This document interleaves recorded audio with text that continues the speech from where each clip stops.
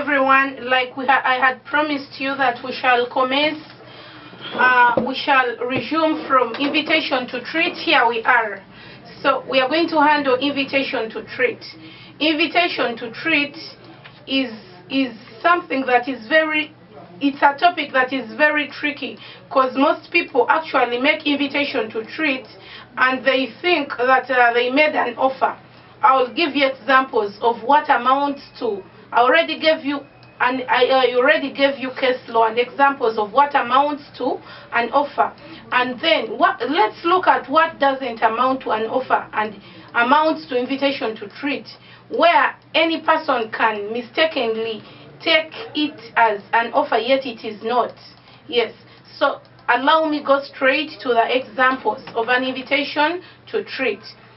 The first example is advertisement. We should know that advertisements are invitation to treat. They are not offers, unless it is put, for example, in a newspaper whereby a company directly prescribes that it is making an advert to the entire public, like it was in the case of Khalil versus Kabolic Smoke Ball Company.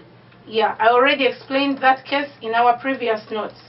Yes, unless it is like it was in Khalil, where they were making an advertisement to the entire world. Yeah, in unilateral contracts are contracts between one party and the entire world. Yes. So unless it is in such a scenario, an advert is in such a scenario, all other adverts are invitation to treat.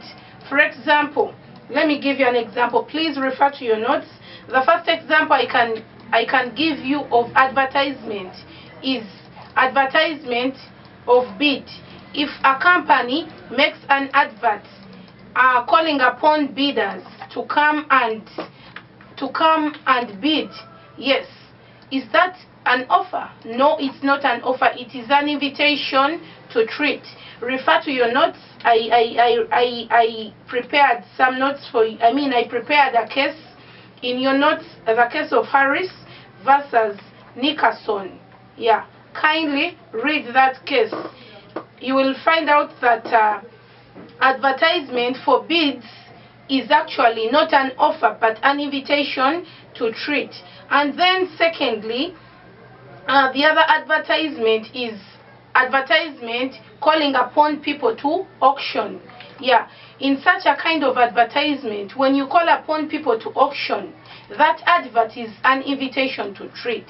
It's until these people come for auctioning and they start proposing prices. Let me give you an example. Some of you,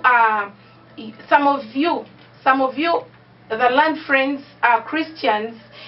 You remember when you're in a church and there is some fundraising, and they bring, for example, in church they are selling, for example, a bunch of matoke.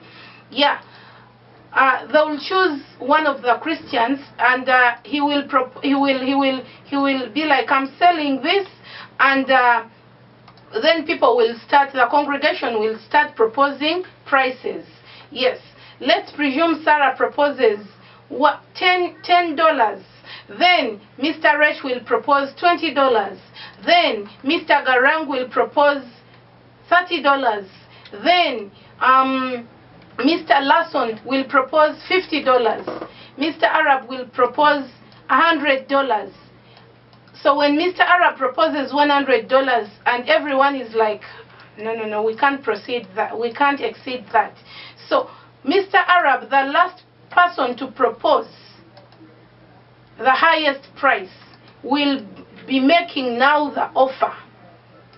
We shall have Mr. Arab as our final offerer, meaning that these people proposing prices are the offerers.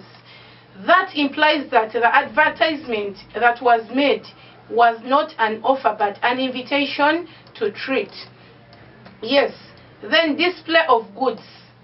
It's either display of goods in shops, like supermarkets. When you enter a supermarket and you find goods with price tags on them, it's you who has entered that makes an offer.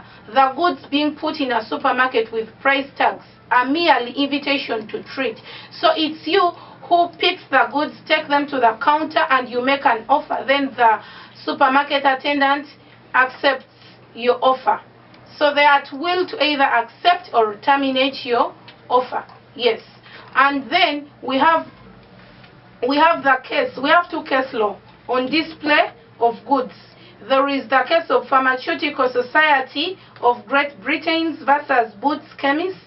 Please refer to your notes. Let me hope you're following. And then we have the case of Fisher versus Bell, specifically on display of goods in shops. All that amounts to invitation to treat and not an offer.